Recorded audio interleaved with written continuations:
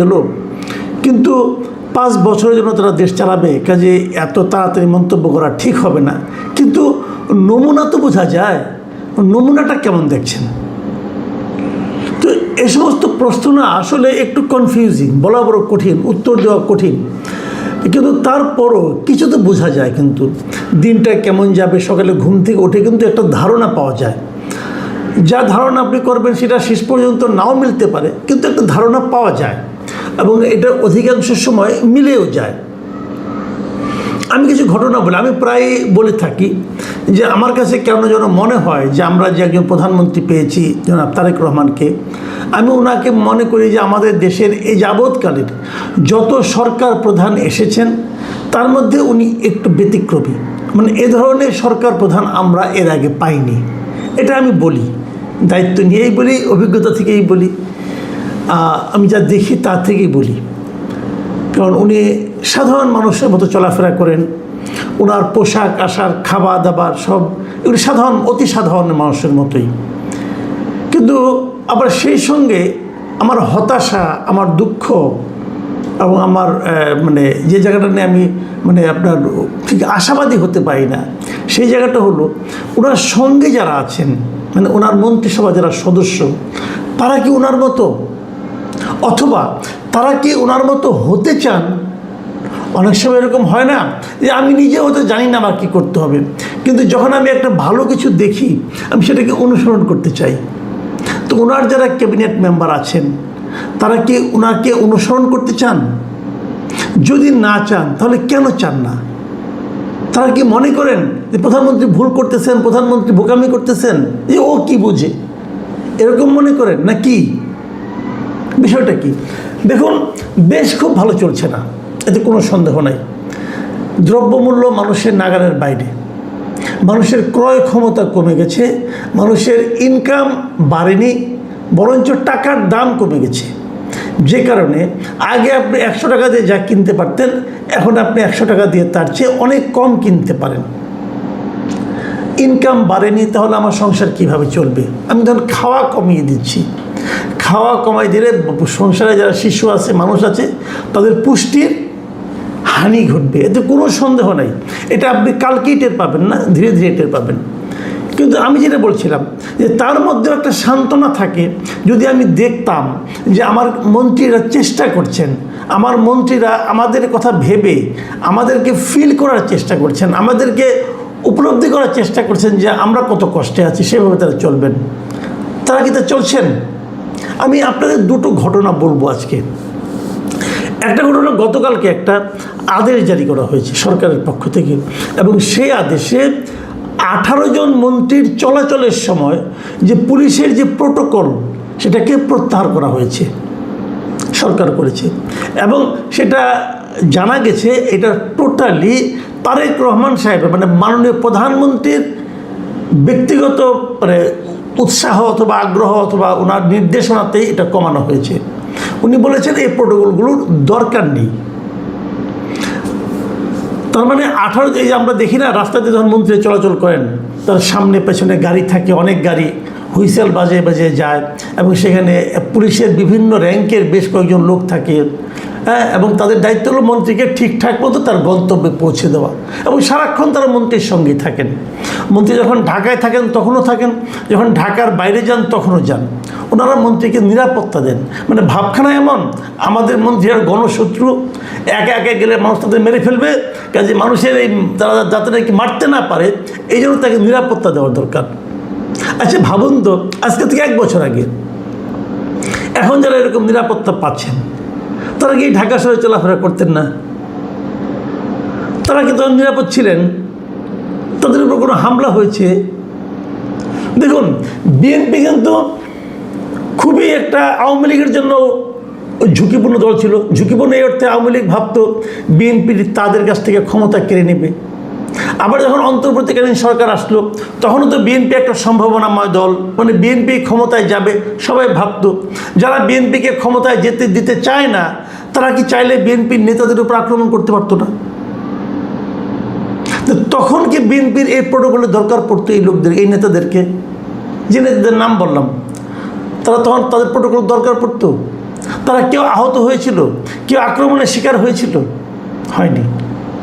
তাহলে এখন তাদের প্রোটোকল লাগে। কারণটা কি? কারণটা এখন ওনারা মন্ত্রী হয়েছেন, ওনারা বোঝাতে চান যে আমি আর তুমি অনেক পার্থক্য। তুমি আমাকে আমার কাছেও তাকাতে পারবে না, তুমি আমার থেকে দূরের থেকে দেখবা, আমার চারদিকে পুলিশ থাকবে এবং তোমরা দেখবা আমি আজকে অন্য একজন গ্রহের লোক। এই যে মানসিকতা, এই মানসিকতার কারণে তাদের প্রোটোকল লাগতো। 18 জন মন্ত্রীর প্রোটোকল প্রত্যাহার করা হয়েছে। সরকার প্রধান করেছেন, সরকার প্রধান যিনি আছেন তারেক রহমান, ওনারও প্রোটোকল উনি কমিয়ে এনেছেন। ওনার প্রোটোকল আছে কিন্তু এটা কমিয়ে এনেছেন। আগে 4টা গাড়ি থাকতো, 2টো গাড়িতে নিয়ে আসছেন। উনি কিন্তু আরও অনেক কিছু করেছেন। আগে প্রোটোকলের ব্যাপারটা আমি সারি। তাহলে এই 18 জন মন্ত্রী বাদ হয়ে গেল, কিন্তু সব মন্ত্রী কিন্তু বাদ হলো না। তারপরেও 6 জন মন্ত্রী প্রোটোকল পাবেন এবং 6 জন মন্ত্রীর সঙ্গে একজন উপদেষ্টা, মানে যিনি জনগণের একটা ভোটও পান নাই, যিনি কোনো ভোটই পান নাই, যিনি প্রধানমন্ত্রীর বদান্যতায় উপদেষ্টা হয়েছেন, যিনি ইউনিভার্সিটির টিচার ছিলেন।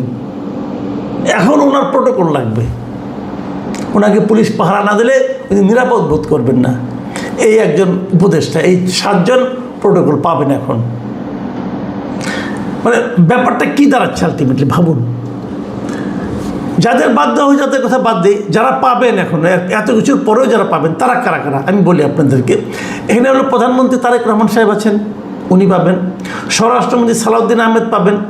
এলজিআইডি মন্ত্রী মির্জা ফখরুল ইসলাম আলমগীর, বিদ্যুৎ ও জ্বালানি মন্ত্রী ইকবাল হাসান মাহমুদ টুকু, অর্থমন্ত্রী আমির খুসরু মাহমুদ চৌধুরী, সমাজ কল্যাণ ও মহিলা ও শিশু বিষয়ক মন্ত্রী অধ্যাপক ডক্টর AZM জাহিদ হোসেন, পররাষ্ট্রমন্ত্রী ডক্টর খলিলুর রহমান এবং মন্ত্রী পদমর্যাদার পরিকল্পনা উপদেষ্টা রাশেদ আল মাহমুদ তিতুমির। এই কয়জন পাবেন, আর বাকি মন্ত্রীদের কোনো প্রোটোকল দেওয়া হবে না। তবে তারা যদি ঢাকার বাইরে যখন যাবেন তখন প্রোটোকল দেওয়া হবে। আচ্ছা, এই যে কমানো হলো, এটা কেন? এটা কমানো হলো এই কারণে যে সরকার ব্যয় সংকোচন করতে চায়, অতিরিক্ত ব্যয় করতে চায় না। এবং এখানে থাকলে পরে এই যে পুলিশের গাড়ির সঙ্গে সঙ্গে থাকে, এই গাড়িগুলো তো অন্য জায়গায় ইউজ করা যায়, পুলিশ তো অন্য জায়গায় ডিউটি করতে পারে। কাজেই একসঙ্গে দুটো জিনিস, একদিকে সরকারের ব্যয় কমবে, আরেকদিকে এরা এখানে যারা নিয়োজিত থাকতো তারা অন্য জায়গায় কাজ করতে পারবে। এই দুটো লক্ষ্যকে সামনে রেখে এই সিদ্ধান্ত নেওয়া হয়েছে। এখন অনেকে কিন্তু বলবেন যে 18 জন বাদ পড়লেন, আবার এই 7 জন থাকলেন কেন? এখন আমার কিন্তু কেন যেন মনে হয়, আপনারা যে নামগুলি শুনলেন এগুলি কারা? আমার মনে হয় এদের উপর প্রধানমন্ত্রীর অতটা প্রভাব নেই, অথবা প্রধানমন্ত্রী হয়তো ওনাদেরকে বলেছেন, ওনারা রাজি হননি। আমার ধারণা ভুলও হতে পারে। যদি ভুল হয় তাহলে ভালো, সেক্ষেত্রে আমার জানার আগ্রহ থাকবে যে কেন এই 7 জনকে দেওয়া হবে, বাকিদেরকে দেওয়া হবে না। এটা আমার জানার খুবই আগ্রহ থাকবে, আমি অবশ্যই জানতে চাইব। কিন্তু এদেরকে দেওয়া হচ্ছে, বাকিরা পাবেন না, ভালো এটা। আর প্রতিমন্ত্রীরা তো ঢাকায় কোনো এমনিও পান না, কাজে এটা কোনো সমস্যা নেই। এর বাইরে, এই মন্ত্রীদের বাইরে এখনও কিন্তু আরও কিছু মানুষ যারা নাকি নিয়মিত ভিত্তিতে এই প্রোটোকল পান। তারা কারা? তারা হচ্ছেন প্রেসিডেন্ট পান, তারপরে স্পিকার পান, ডেপুটি স্পিকার পান, বিরোধী দলীয় নেতা পান, বিরোধী দলীয় উপনেতা পান, চিফ হুইপ পান এবং বিরোধী দলীয় চিফ হুইপ পান। তো দেখা যাক ওনাদের মধ্যে কেউ কেউ নিজে থেকে ত্যাগ করে কি না। তবে আমার সমস্যাটা, আমার যেটা অভিজ্ঞতা, সেটা হলো ত্যাগ করার মন মানসিকতা এদের কারো নাই, কেউ ত্যাগ করতে চায় না। আপনারা মনে করেন, একটা কথা মনে করে দিই আপনাদেরকে, যে প্রধানমন্ত্রী কিন্তু দায়িত্ব নেওয়ার পর ফেব্রুয়ারি মাসে উনি একটা কথা বলেছিলেন, সেটা হলো গিয়ে যে উনি নিজে কোনো ধরনের ওই যে সরকারি গাড়ি নেবেন না, সরকারি তেল নেবেন না এবং সরকারি ড্রাইভার নেবেন না। সরকারি তেল কতটুকু পায়? সরকার একটা গাড়ি দেয় পুল থেকে, আর তেল পায় হলো দিনে 18 লিটারের মতো প্রত্যেকটা লোক। তো প্রধানমন্ত্রী যে ঘোষণা দিলেন, আমি ভেবেছিলাম কি যে তারপর হয়তো সকল মন্ত্রীরাই বলবেন যে তারাও কেউ নেবেন না। কিন্তু খুব ইন্টারেস্টিং যে তাকে একমাত্র কৃষিমন্ত্রী ছাড়া আর কেউ তাকে ফলো করে নাই। সব মন্ত্রী কিন্তু এইগুলো নিয়েছে, গাড়িও নিয়েছে, তেলও নিয়েছে। আমার মাঝে মাঝে মনে হয় যে প্রধানমন্ত্রী এই যে বললেন যে আমি নেব না, কেন বলছিলেন? উনি একজন লোক যদি তেল না নেয়, তাহলে কি একজন লোক যদি ড্রাইভার না নেয়, গাড়ি না নেয়, তাহলে কি দেশের অর্থনীতিতে বিরাট কোনো পরিবর্তন হয়ে যাবে? তা কিন্তু হবে না। কিন্তু একটা মানসিকতা মানুষ টের পেত, মানুষ ভাবতে পারতো যে এই সরকার বলতে চাচ্ছে যে আমরা কিছু নিতে আসি নাই, বরং দিতে এসেছি, আমরা জনগণের সেবার জন্য এসেছি, জনগণের সম্পদ নিজেরা ভোগ করার জন্য আসেনি, এটা বলতে এসেছিল। এই কথাটা বলার যে মানসিকতাটা, এই যে এক্সাম্পলটা উনি ক্রিয়েট করতে চেয়েছিলেন, ওনার এই সমস্ত লোভী মন্ত্রীদের কারণে ওনার এই এক্সাম্পলটা মাঠে মারা গিয়েছিল, জাস্ট মাঠে মারা গেছে। আমি এটা নিয়ে অনেকবার কথা বলেছি, কেউ লজ্জা পায় নাই, সবাই যার যার মতো নিয়ে চলেছে। এখনও আমি মনে করি এই যে প্রধানমন্ত্রী আবার সিদ্ধান্তই দিলেন যে এদের প্রোটোকল দেওয়ার দরকার নাই, তাতে কি বাকি 7 জন প্রোটোকল ত্যাগ করবেন? আমি তো মনে করি ওনাদের যদি মানে এতটুকু মানে আপনার তার সহকর্মীর জন্য যদি ফিলিংস কাজ করে, অথবা যদি প্রধানমন্ত্রীকে তারা যদি এতটুকু শ্রদ্ধা করে, তাহলে তাদেরও উচিত হবে এটাকে না নেওয়া। কারণ এগুলোতে প্রত্যেকটা পুলিশকে কিন্তু বেতন দিয়ে রাখতে হয়, আমার আপনার টাকায় কিন্তু বেতনটা হচ্ছে ওনাদের নিরাপত্তার নামে বাহাদুরি দেখানোর জন্য। কিন্তু ওনারা কি ত্যাগ করবেন? করবেন না, আপনি নিশ্চিত থাকেন। এবং আমার কেন যেন সন্দেহ হয়, প্রধানমন্ত্রী যে 18 জনের যে প্রত্যাহার করে নিয়েছেন, এই সিদ্ধান্ত সম্ভবত উনি অটল থাকতে পারবেন না, আমার কেন যেন সন্দেহ হয়। আবার হয়তো আগের অবস্থায় ফিরে আসতে হতে পারে। দেখেন, আমি এই যে সন্দেহটা করলাম, কেন করলাম সেটাও বলি আপনাদেরকে। সরকার মাঝখানে এই মাসেরই শুরুর দিকে 9 তারিখের দিকে সম্ভবত সরকার একটা সিদ্ধান্ত নিয়েছিল যে এই যে যত আমলা আছে না, এই আমলাদের কিন্তু সরকার যারা নাকি ডেপুটি সেক্রেটারি কিংবা তার চেয়ে বেশি, তাদের কিন্তু সরকার গাড়ি কেনার জন্য টাকা দেয়। তারা বিনা সুদে একটা টাকা পায়, সেই টাকার পরিমাণ কিন্তু কম না, প্রায় 30 লাখ টাকা মতো তারা পায়। তারা এটা দিয়ে গাড়ি কিনবে, এবং সেটা হলো কি কোনো সুদ না। সরকার যেটা, আপনি যদি ব্যাংকের থেকে টাকা নিতে যান, আপনাকে কিন্তু সুদ দিতে হবে, ইন্টারেস্ট দিতে হবে, 15-16% সুদ দিতে হয়। কিন্তু তারা 30 লাখ টাকা পাবে, কোনো রকম সুদ দিতে হবে না তাদেরকে। এবং কেবল তাই না, সেই সুদমুক্ত টাকা দিয়ে তারা গাড়ি কিনবে, এবং সেই গাড়ি রক্ষণাবেক্ষণের জন্য, গাড়িতে তেল, তার পানি ইত্যাদির জন্য প্রতি মাসে 50,000 করে টাকা পাবে। এটা শেখ হাসিনা সরকার করেছিল আইনটা। কী কারণে জানেন? মূলত তারা করেছিল নানা অজুহাত দেখাইছে, এই অজুহাত সেই অজুহাত দেখাইছে যে নিজের টাকায় গাড়ি কিনলে তারা পুলের গাড়ি নিবে না। এই যে পুলের গাড়ি নিবে না, এটা একটা বোকাস কথা। এই কারণে আপনি নিশ্চিত থাকেন, এই যে সরকারি টাকাতে গাড়িটা তারা কেনার পর তারা এই গাড়ি ইউজ করে না, তো তারা তো পুলের গাড়ি ইউজ করে। নাহলে তাদের সচিবালয়ের অধীনস্থ কোনো কর্পোরেশন অথবা কোনো প্রজেক্ট, তাদের গাড়ি তারা ইউজ করে। আপনার খোঁজ দিয়ে দেখেন, আমি মিথ্যা বললাম কেউ সত্য বললাম। এবং বিনা সুদে নেওয়া 30 লাখ টাকা দিয়ে গাড়ি কিনে, এবং সেই গাড়ির জন্য প্রতি মাসে 50,000 করে টাকা নেয়। টাকাটা কার ভাই? এটা টাকাটা কার? আপনি যদি অন্যভাবে ভাবেন, আমি আপনাকে আরেকটা উদাহরণ দিয়ে বলি। আপনার একটা মনে করেন বিশাল বাড়ি আছে, সেই বাড়ির রক্ষণাবেক্ষণ করার জন্য, অথবা বাজার করার জন্য, অথবা পাহারা দেওয়ার জন্য আপনি কিছু লোক রাখছেন, বেতন দিয়ে রাখছেন। এখন তারা বলতেছে তারা তাদের গাড়ি কেনার জন্য, তারা তাদের জিনিসপত্র কেনার জন্য বিনা সুদে টাকা নেবে, তারা কোনো সুদ দেবে না, টাকা নেবে। এবং সেই জিনিসগুলোকে মেনটেন করার জন্য তারা আবার ভাতা পাবে। আর আপনি যে মালিক, আপনি কিছু পাবেন না। আপনি যখন ব্যাংকে থেকে টাকা নিতে যাবেন, আপনাকে সুদ দিতে হবে। মালিকের চেয়ে ভৃত্যের পাওয়ার বেশি। সমাজে যখন মালিকের চেয়ে চাকরের পাওয়ার বেশি হয়ে যায়, তখন যে দুরবস্থাটা হয়, আমাদের দেশের দুরবস্থার পিছনে এটাই কারণ। এই প্রধানমন্ত্রী কিন্তু চেয়েছিলেন এই গাড়ির লোনটা বন্ধ করবেন, উনি চেয়েছিলেন এই 50,000 টাকা করে দেওয়া বন্ধ করবেন। প্রথমে এটাকে স্থগিত করেছিলেন, পরে এটা 50 থেকে কমিয়ে 25-এ আনতে চেয়েছিলেন, পারেননি। প্রধানমন্ত্রী আমলাদের কাছে পরাজিত হয়েছিলেন। এরা এইভাবেই জেকে বসেছে সোসাইটির উপর, যে এরা যেভাবে চাবে সেভাবে দেশ চলবে। প্রধানমন্ত্রী তো ঠুটো জগন্নাথ, তারা তো কোনো ক্ষমতাই তো নাই। উনি একটা নির্দেশনা দিলেন, সেটা বাস্তবায়ন না করার জন্য যত রকম যুক্তি লাগে এরা দেখিয়েছে, এবং তারা প্রধানমন্ত্রীর নির্দেশ অমান্য করে ছেড়েছে, এবং 1 সপ্তাহের মধ্যে করে ছেড়েছে। এখন প্রধানমন্ত্রী চাচ্ছেন প্রোটোকল কমাবেন, পুলিশ প্রোটোকল। আমার ধারণা পারবেন না ভাই।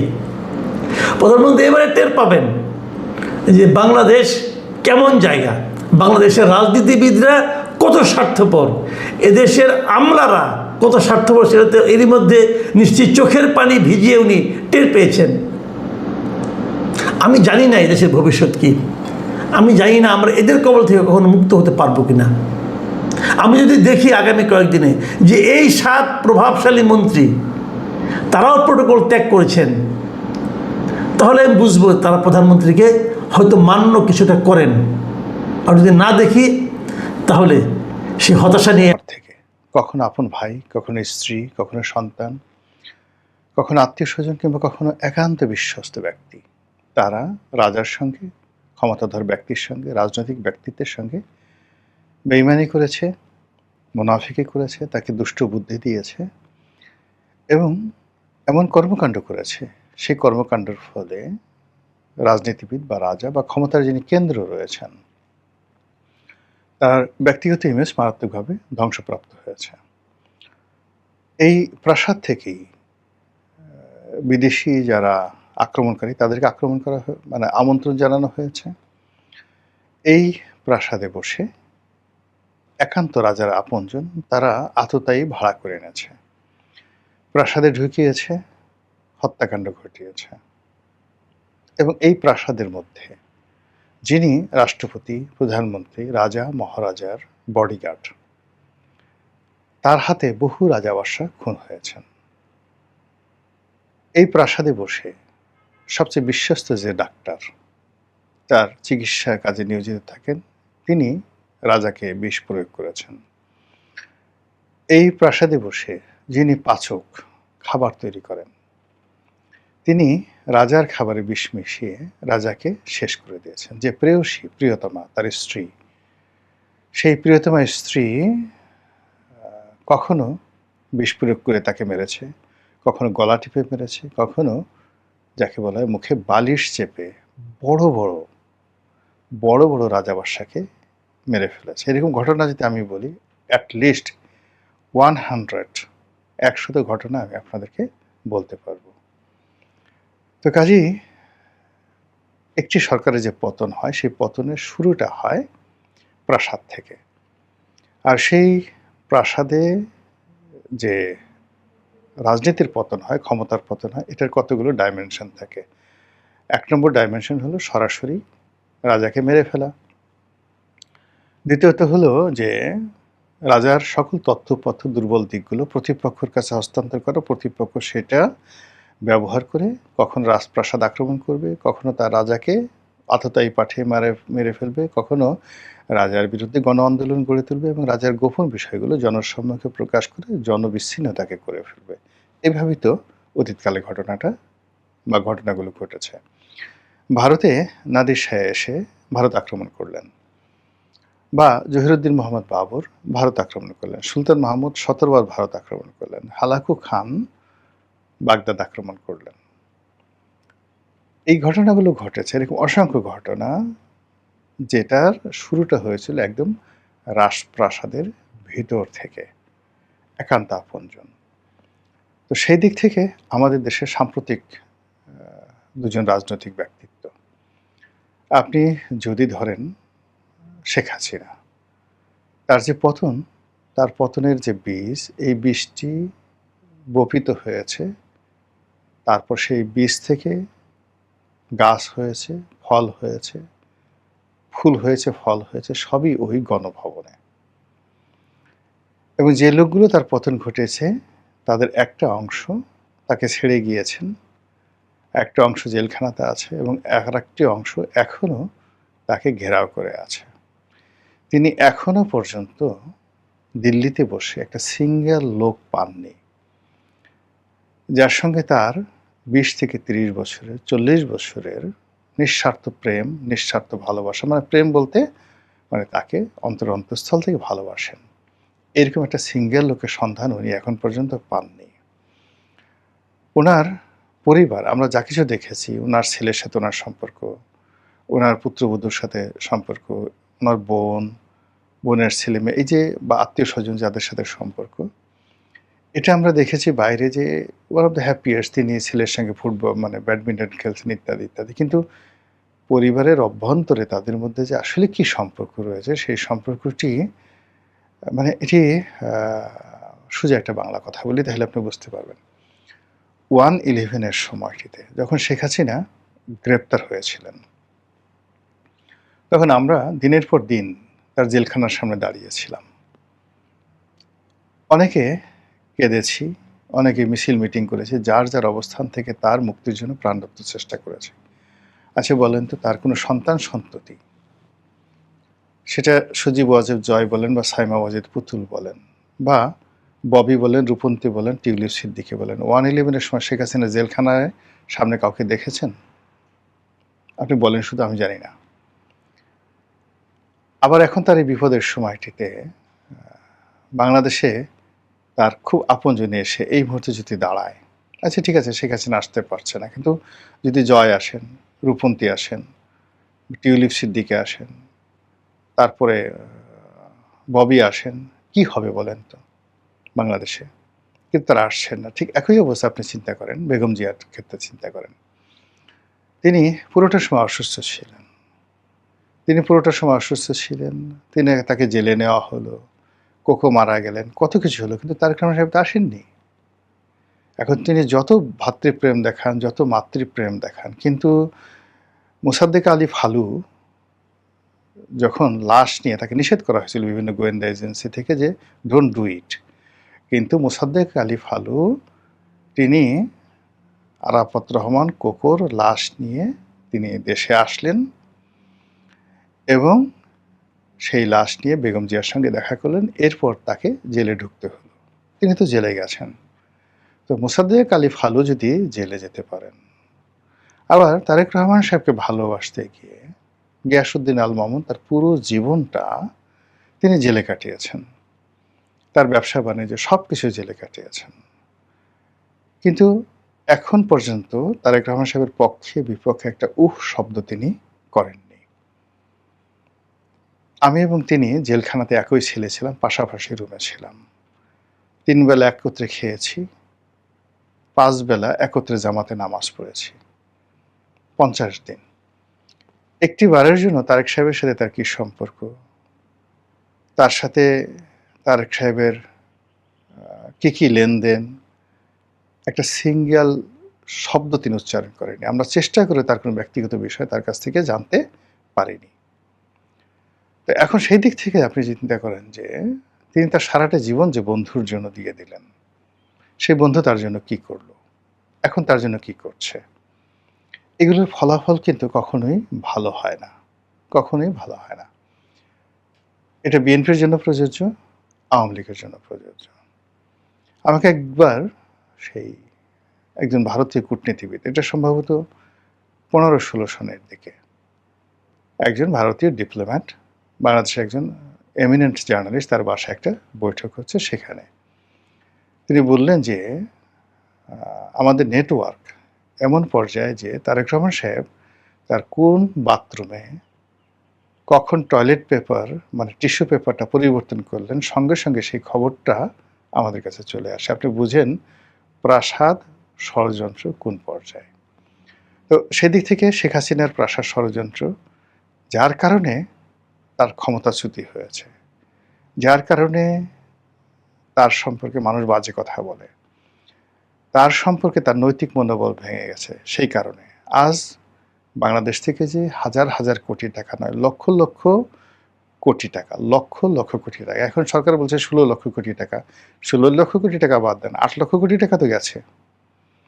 এই টাকাগুলো যারা পাচার করেছে তাদের সঙ্গে এখন শেখ হাসিনার কেমন সম্পর্ক?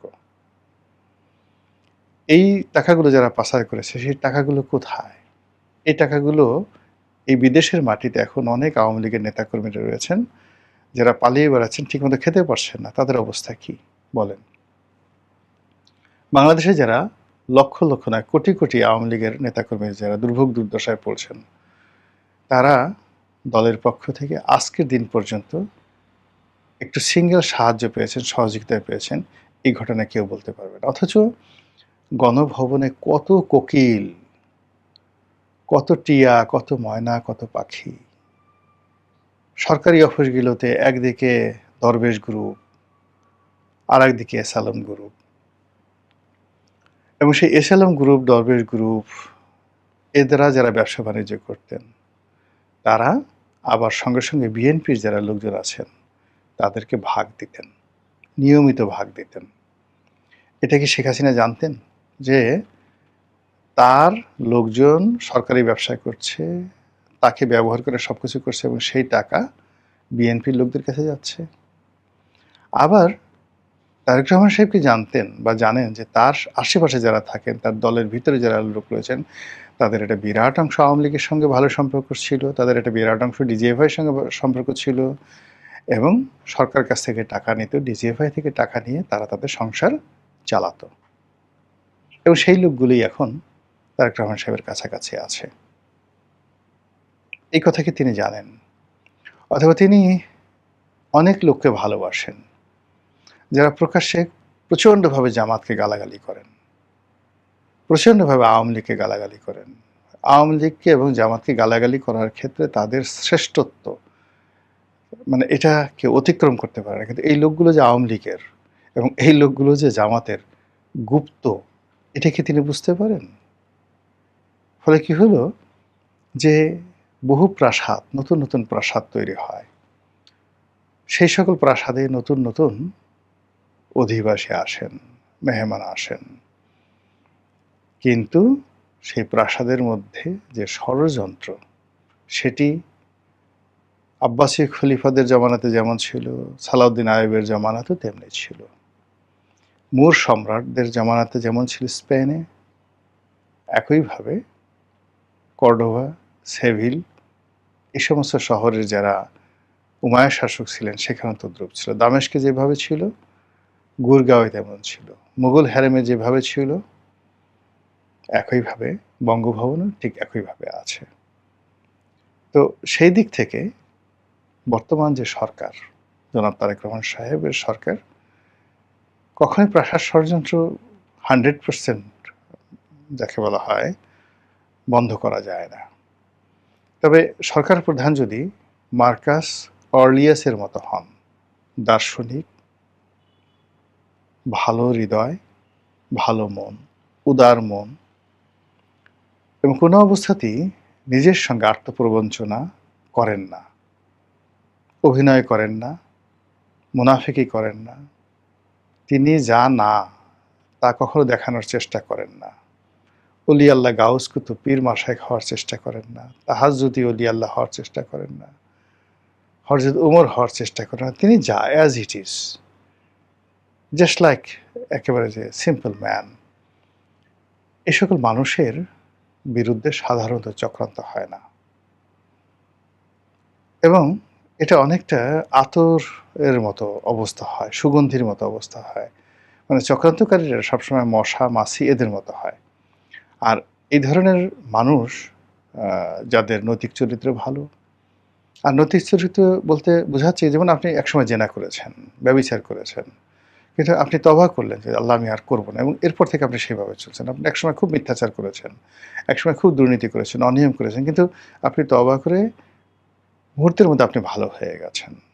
আল্লাহ কিন্তু ওইটাই গ্রহণ করে। কিন্তু আপনি কিছুই হননি। আপনি আগের মতো জেনা করতে চান, ব্যভিচার করতে চান, দুর্নীতি করতে চান, অবিচার করতে চান, কিন্তু সাধু সন্ন্যাসী সাজতে চান। এই জিনিসগুলো যেকোনো একটা প্রাসাদের মধ্যে ভীষণ রকম নেতিবাচক প্রতিক্রিয়া তৈরি করে।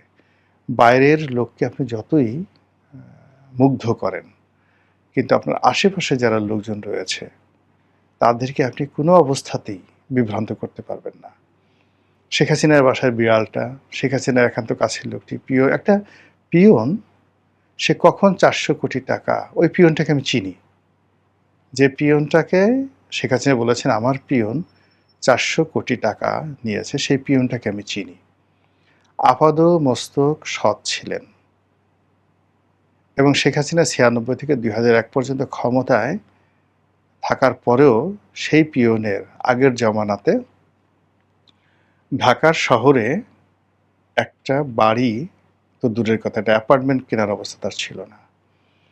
এবং সেই পিয়ন শেখ হাসিনার সারা জীবন শেখ হাসিনার সঙ্গে থাকার পরেও 1/11 সময় তার সংসার চলছিল না। তাকে 2000 টাকা দিয়ে 5000 টাকা দিয়ে তাকে চালানোর মতো কোনো নেতা আওয়ামী লীগে ছিল না 2006-07 সনে।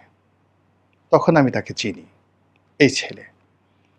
এরপর যখন বিএনপি ক্ষমতায় এলো তখন আমরা কয়েকজন, আমি তারপরে মাহমুদুস সামাদ, আমরা আমাদের যে গার্মেন্টস ব্যবসার ঝুট ব্যবসা এই পিয়নটাকে দেই।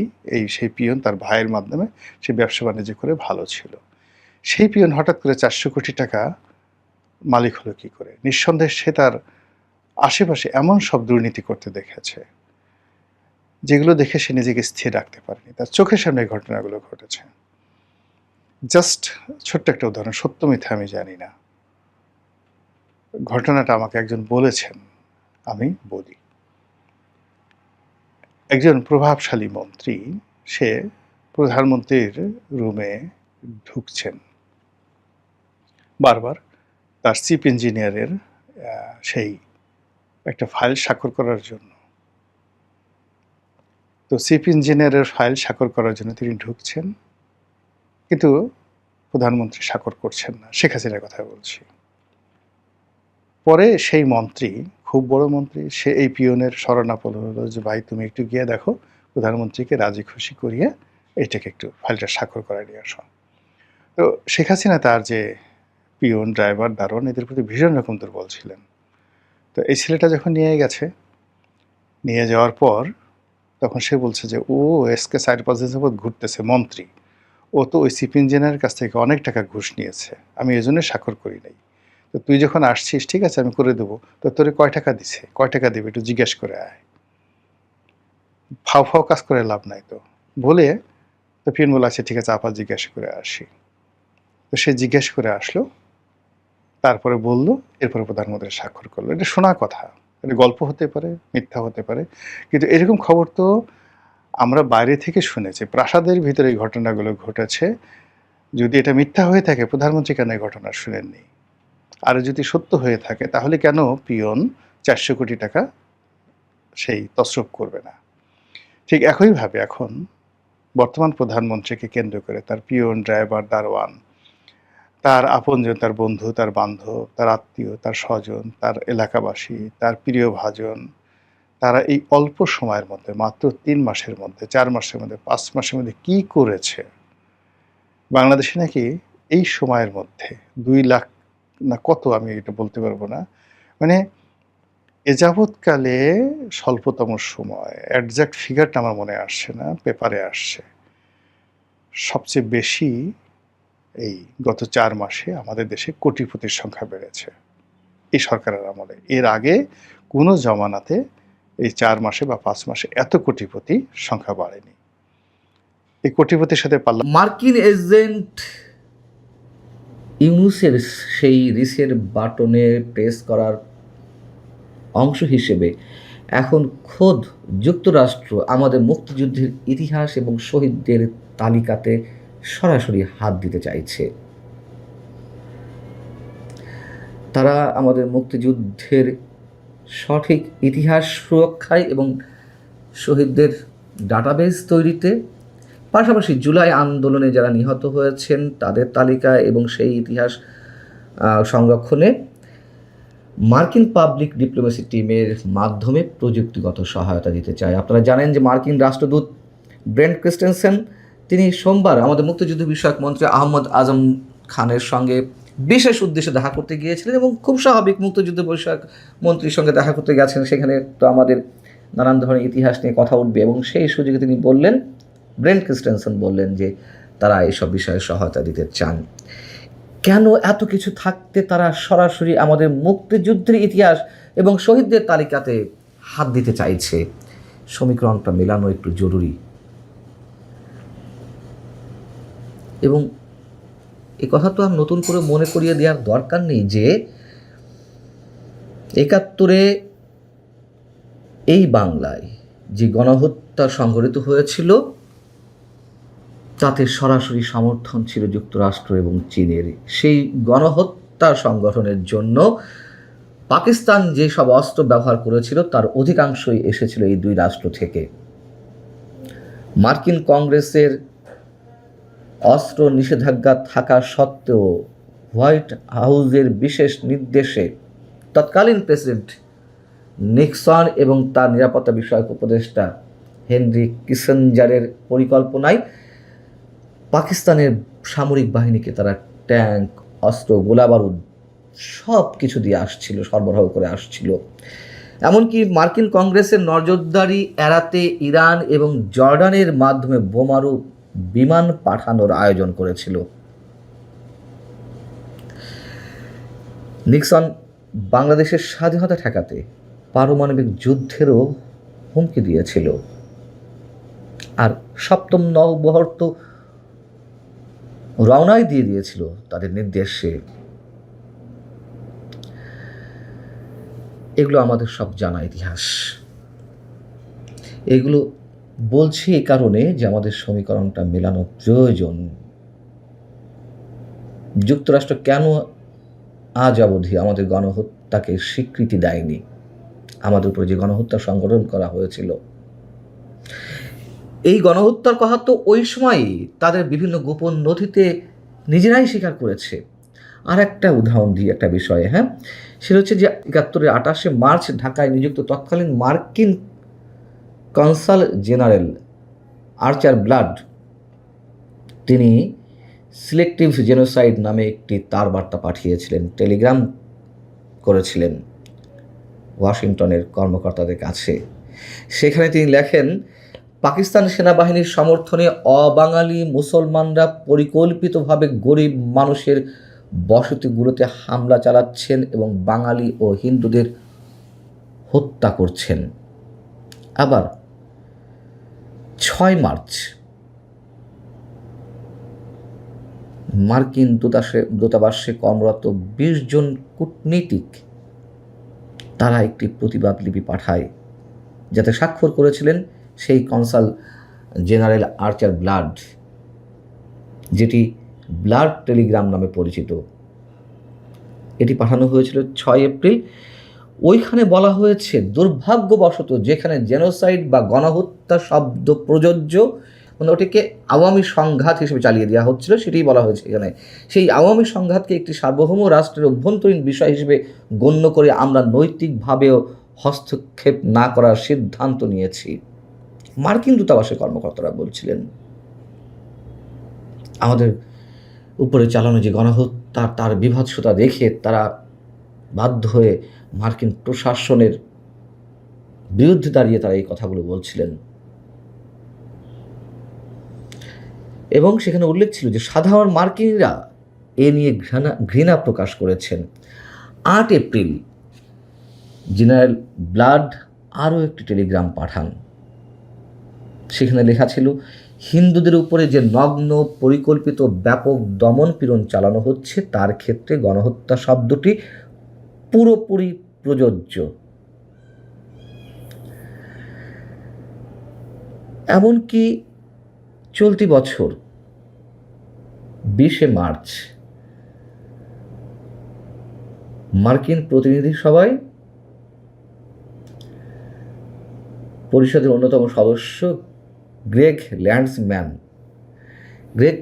ল্যান্ডসম্যান তিনি একটি প্রস্তাব উত্থাপন করেন। ৭১-এ বাংলাদেশের উপরে সংঘটিত যেই নারকীয় তাণ্ডব চলেছে সেটিকে গণহত্যা হিসেবে স্বীকৃতি দেওয়ার জন্য প্রস্তাব তোলেন।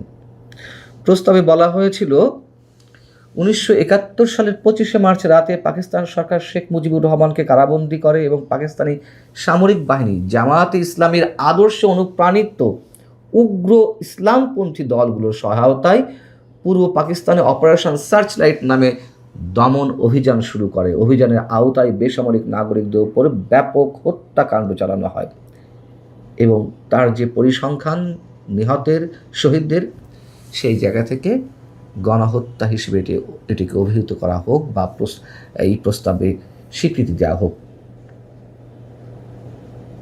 যুক্তরাষ্ট্র সেই মুক্তিযুদ্ধের ইতিহাস সংরক্ষণে, মানে তার মার্কিন কংগ্রেসে এটি তো আর পাশ হয়নি প্রতিনিধি সভায়, তো সেই যুক্তরাষ্ট্র কেন এত উদ্গ্রীব হয়ে পড়লো আমাদের মুক্তিযুদ্ধের ইতিহাস এবং শহীদদের তালিকা নিয়ে? এবং যেই জামাত তারা নিজেরাও আমাদের মুক্তিযোদ্ধা বা মুক্তিযুদ্ধের সংজ্ঞা নির্ধারণ করতে চায়। আপনারা জানেন যে 12ই ফেব্রুয়ারি নির্বাচনের মাধ্যমে বিএনপি যখন সরকার গঠন করে তখন বেশ কিছু অধ্যাদেশ দ্রুতগতিতে পাশ হয়। তার মধ্যে একটি, মানে প্রথম দ্রুতগতি বলতে প্রথম অধিবেশনেই পাশ হয়। তার মধ্যে একটি ছিল জাতীয় মুক্তিযোদ্ধা কাউন্সিল 2025, সেখানে মুক্তিযুদ্ধ এবং মুক্তিযোদ্ধার বিষয়গুলো সংজ্ঞায়িত করা ছিল নতুন করে, সেখানে আপত্তিকর কিছু ছিল না। তবে তার মধ্যে জামাত ইসলামের নাম ছিল। বর্তমান প্রধান বিরোধী দল জামাত সেখানে নোট অফ ডিসেন্ট দিয়ে রেখেছে। তারা মুক্তিযোদ্ধার সংজ্ঞা নির্ধারণ করতে চায়। জামাত বাংলাদেশের ইতিহাস নির্ধারণ করবে, ইতিহাস লিখবে, মুক্তিযোদ্ধার সংজ্ঞা নির্ধারণ করবে। যুক্তরাষ্ট্র আমাদের ইতিহাস শহীদদের মানে তালিকা তৈরিতে সহায়তা করবে। বড় অদ্ভুতভাবে সব মিলে যাচ্ছে। এবং পাকিস্তান হচ্ছে এই মুহূর্তে যুক্তরাষ্ট্রের সবচেয়ে বড় বন্ধু। এই 21শ শতাব্দীতেও তাদের এই মিত্রতা নতুন কিছু নয়। তার ইতিহাস তো বললামই যে তারা কতটা সোহাগা ছিল বা এখনো আছে। বলছি, বৈশ্বিক ভূ রাজনৈতিক জায়গা থেকে এখনো পর্যন্ত পাকিস্তান এবং যুক্তরাষ্ট্র একে অন্যের সবচেয়ে বড় বন্ধু। বাংলাদেশে ইউনূস সরকারের সময় থেকে যেই অপ্রতিরোধ্য প্রভাব পাকিস্তানে শুরু হয়েছে, সেই সময় থেকে যুক্তরাষ্ট্রেরও যে প্রভাব সেটিও আমরা জানি। এবং সেই জায়গা থেকে যুক্তরাষ্ট্র আমাদের অস্তিত্বের যে ইতিহাস সেখানে হাত দিতে চাইছে। কেন তাদের এত মাথা ব্যথার কারণ? ওই যে শুরুতে যেটি বলছিলাম, তারা তো প্ল্যান করেই সব কিছু এগোচ্ছে। এবং ডক্টর মোহাম্মদ ইউনূস যে মার্কিন এজেন্ট, তার মুখ থেকে রিসেট বাটনে প্রেস করার কথা বেরিয়েছিল। ব্রেন্ট ক্রিস্টেনসন জুলাই আন্দোলনে নিহত বা সেই আন্দোলনের ইতিহাসও সংরক্ষণে সহায়তা করতে চায়, সেটা করুন, কোনো আপত্তি নেই, করতে থাকুন। জুলাই আন্দোলনে অবশ্যই সাধারণ মানুষ অংশগ্রহণ ছিল, তাদেরকে হিপনোটাইজ করে ভুল বুঝিয়ে পথে নামানো হয়েছিল, এটি বাস্তবতা। ব্লুপ্রিন্ট ছিল যুক্তরাষ্ট্রের, এটিও নতুন কিছু নয়। এখন আস্তে আস্তে সব বের হচ্ছে। এই যে এনসিপির নেতারা, তাদের যে তাত্ত্বিক গুরু ফরহাদ মাজার, তিনি নিজেও তো বলেছেন যে যুক্তরাষ্ট্র রেজিম চেঞ্জ করেছে।